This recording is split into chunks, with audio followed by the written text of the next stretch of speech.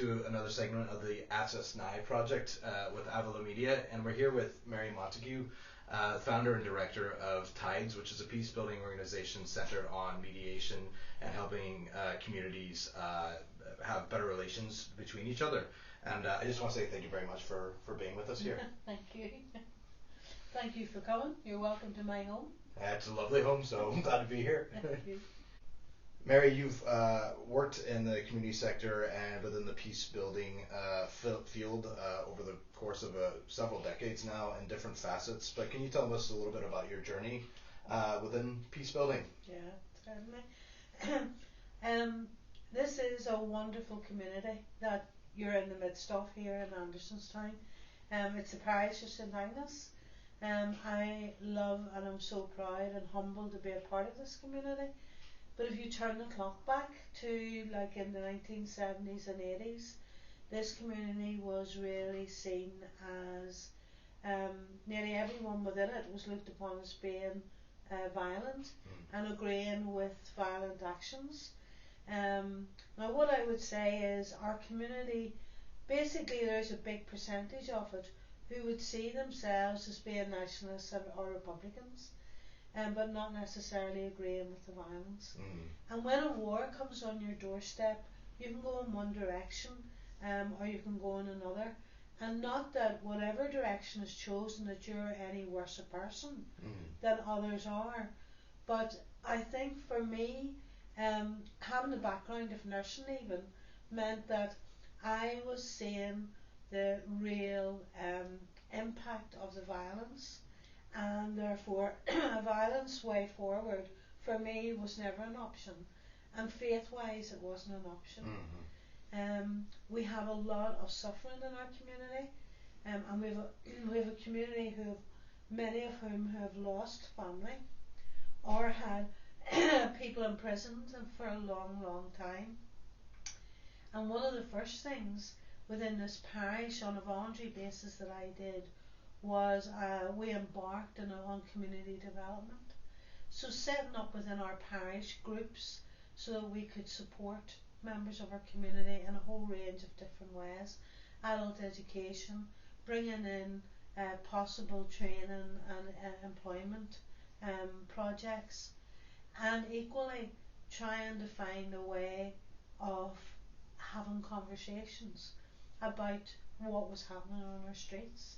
So that's really what brought me in to peace building, and I had the privilege in those earlier days of having conversations with representatives of the Irish Republican Army about the violence here and representatives of Sinn Féin, and being able to voice my opinion, because it was my concern the level of trauma that we were facing as a community and the cycle of violence. So once there was an act of violence, then the British Army would come in. They were very heavy-handed in the way that they searched homes. There was an infringement of people's human rights. So they were considerations as well. And to find a way through those issues or dealing with those issues in a different way than perpetuating violence was really where I started from. Mary, so we touched on it before, how you're the founder of TIDES, a mediation organization. Can you talk a little bit about what mediation is and how it can be used as a tool towards conflict transformation?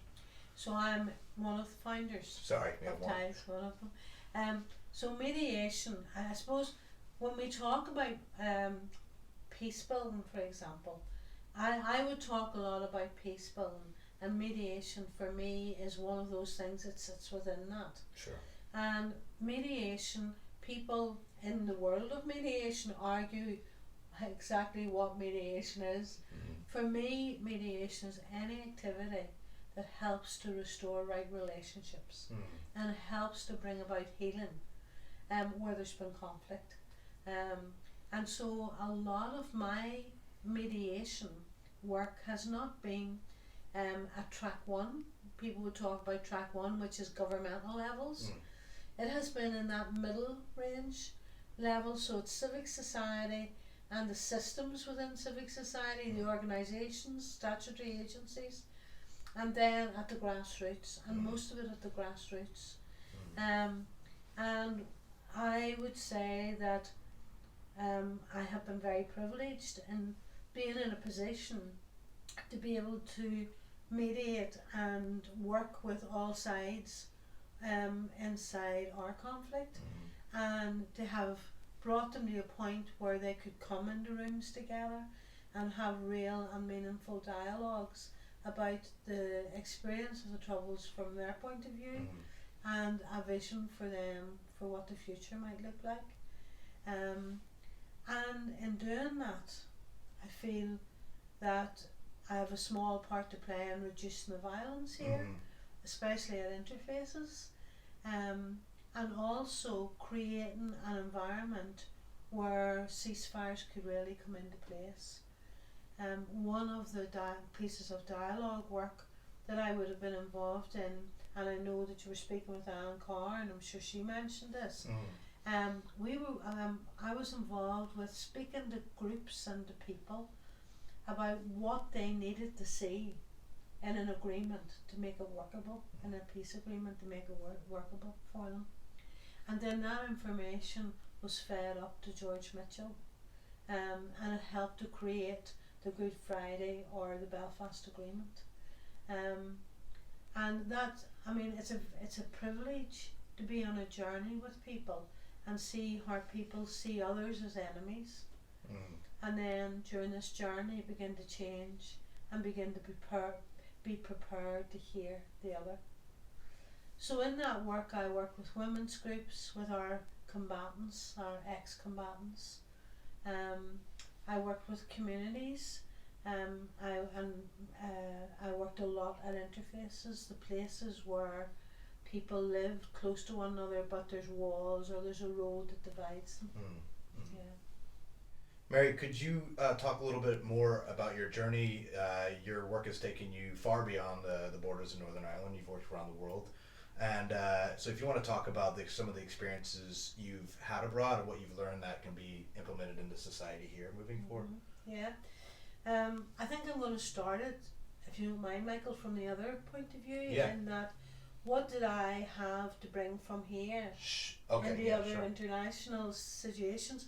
But if we think about the journey I had to start off with here, because when I went out to work in peace building and mediation, I was going out into communities that, well, I mean, I didn't drop in from Mars. I lived here, I grew up here.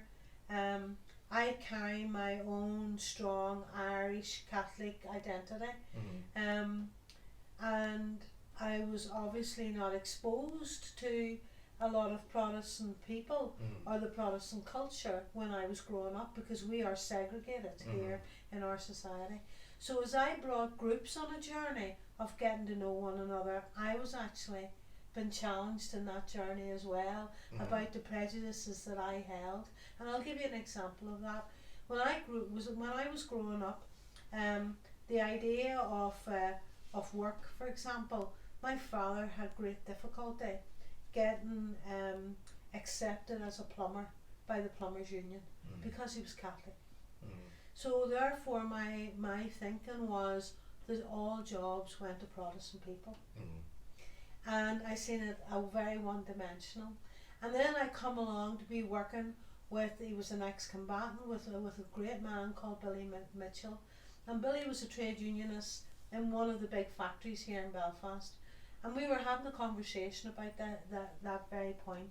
And he said to me, you know, Mary, it did seem like that, but the reality was we were never paid like other skilled people in other parts of the UK.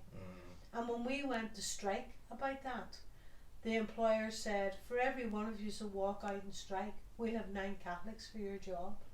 So the strike never happened. So there was oppression really in how the workers that were getting jobs and working class areas were being treated, as there was when Catholic areas where we couldn't get jobs. Right. So there was a whole journey of really being challenged in the myths that I held, and then bringing other people along in that same journey, looking at myths. But obviously, when you think of the early days of this type of work, you were at risk. I mean, I did live under a threat. and it was a very serious threat, and I had the police who came here to our home and suggested I move, which we never did. We never did. My learning out of that is that when risk happens, you can live in your adrenaline, which I did. I lived in my adrenaline for years, and then when the adrenaline dropped, I had what people would say was a breakdown. I call it a breakthrough. And that was an important lesson for me, because you get so wound up with feeling that it's really you're the crucial, you're the crucial person in the situation. You can get into that where you feel responsible for everything that's happening around you. And after the breakthrough, what I learned was, no, this is not all my problem to be solved, and I'm not the essential person. I'm the sower of seeds. So what I would say is, I made a journey with people. I brought together, even within loyalism, within the loyalist groupings, I worked across those during feuds, because they recognised I had no agenda. Now, I'm not saying I brought the feud to an end. There were others that were able to do that, but I was supporting the calming of those situations so that talking could be allowed. And I would say I sow seeds. My life has been about going out and sowing seeds and asking people, giving people opportunities to hear one another, to be heard, to be given a voice. And I was also then getting an opportunity to hear others and to learn from others, especially about culture that I didn't understand. So it has been a great privilege. So if we think about that journey through the really bad days, and then after ceasefires, the ups and downs of that, because although our violence reduced, there wasn't immediately political talking. There was a gap there which created tensions, and during that we had reversals and we had violence a bit back, never to the extent that we had seen in the 80s, but still with all there were violent street eruptions, etc.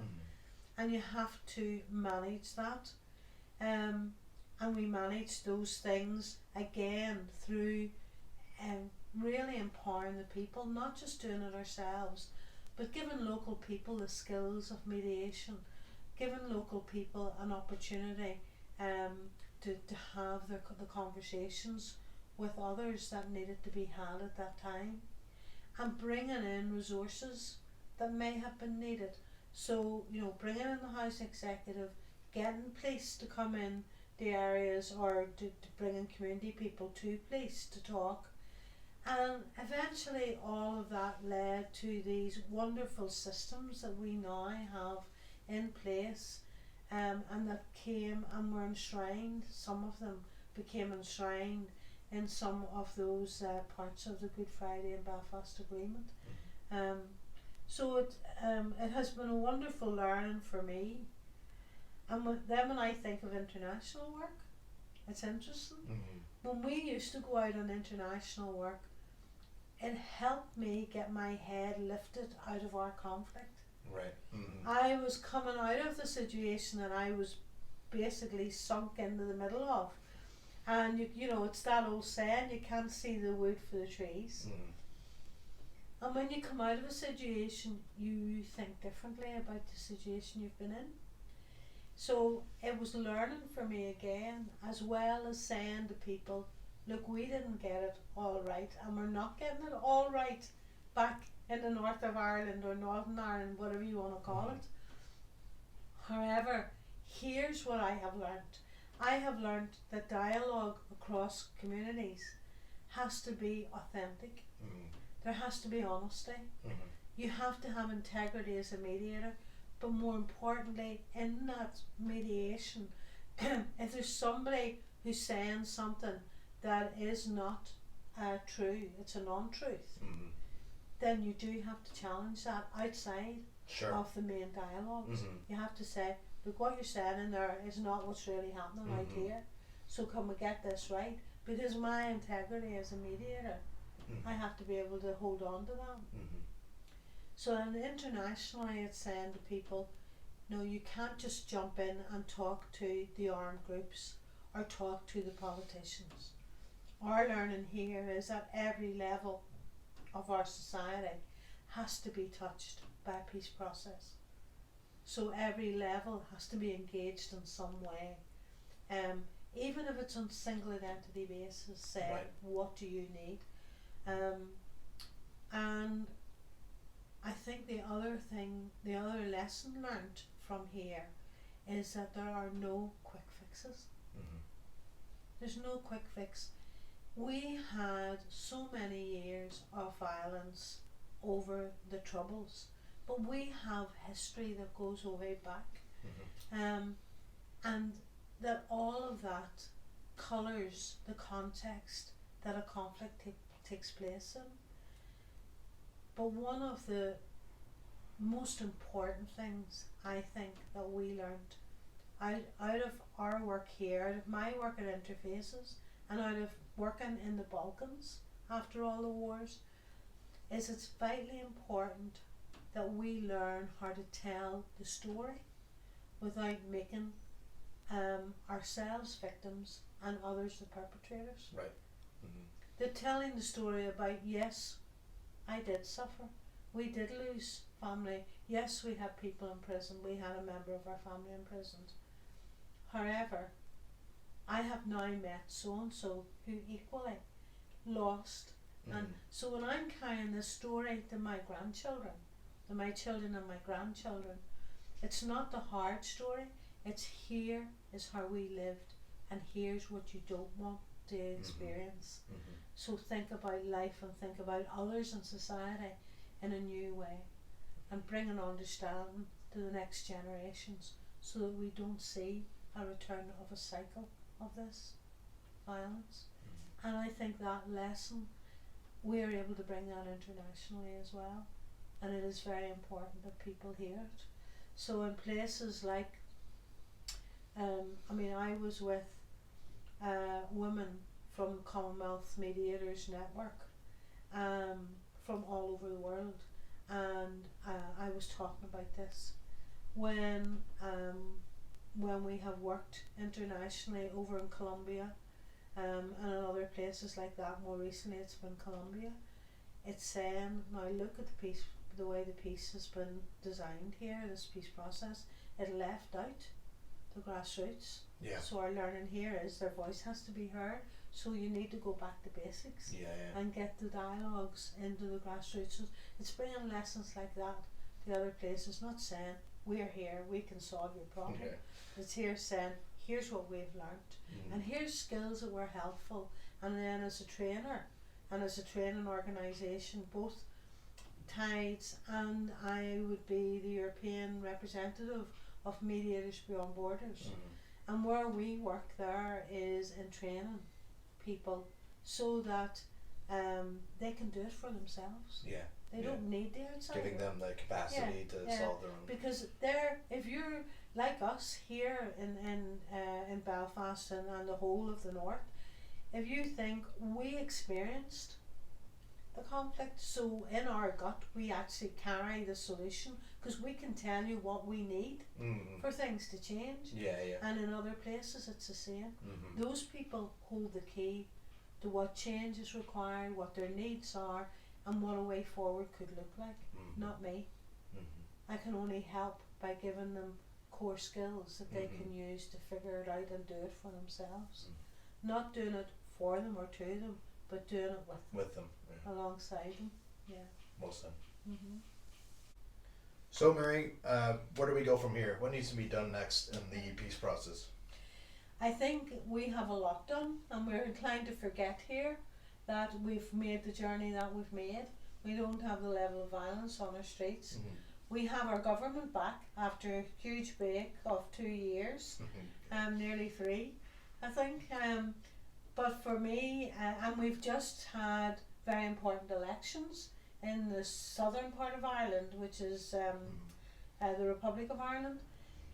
And if we think that the result of that looks as if there have been huge gains by Sinn Féin, there is a reality check for all of us, especially from the Catholic Nationalist Republican background, that this can cause shockwaves through the Unionist community. Sure.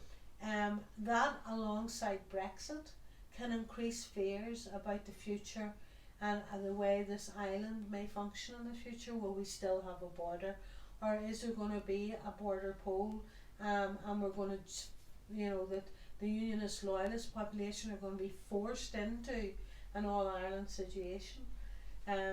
So I think as peace builders and mediators, we have to be thinking, how do we reduce fears that may be in the Unionist loyalist communities? How do we go about that? How do we support our Unionist loyalist community and friends that we have? How do we support them?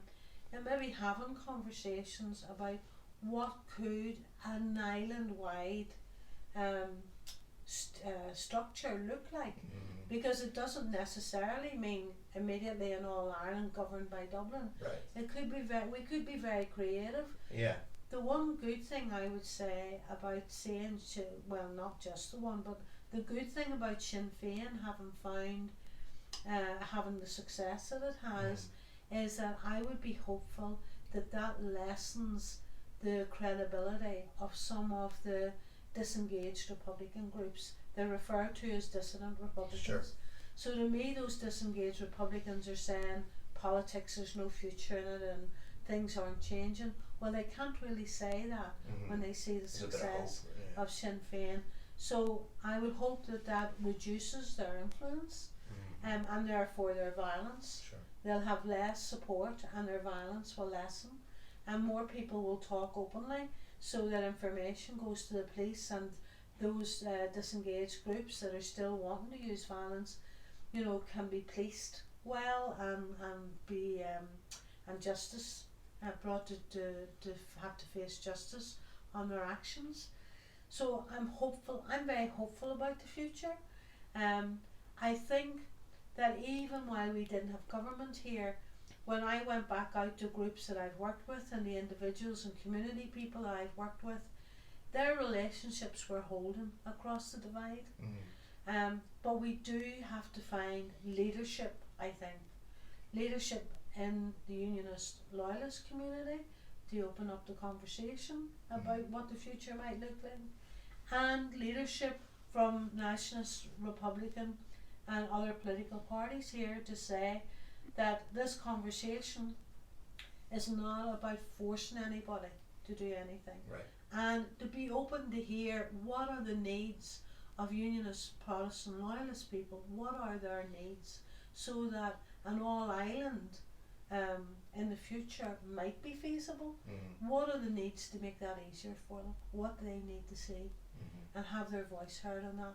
Because having so many friends and working so much with the Protestant Unionist loyalist community, I know that they are feeling very betrayed by the British government. Sure. And I equally would be aware of the level of fear that they have.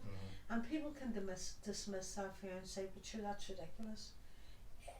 Perceived fear is a real fear. Yeah. And it affects what way you can go forward, what you're prepared to face in the way of change.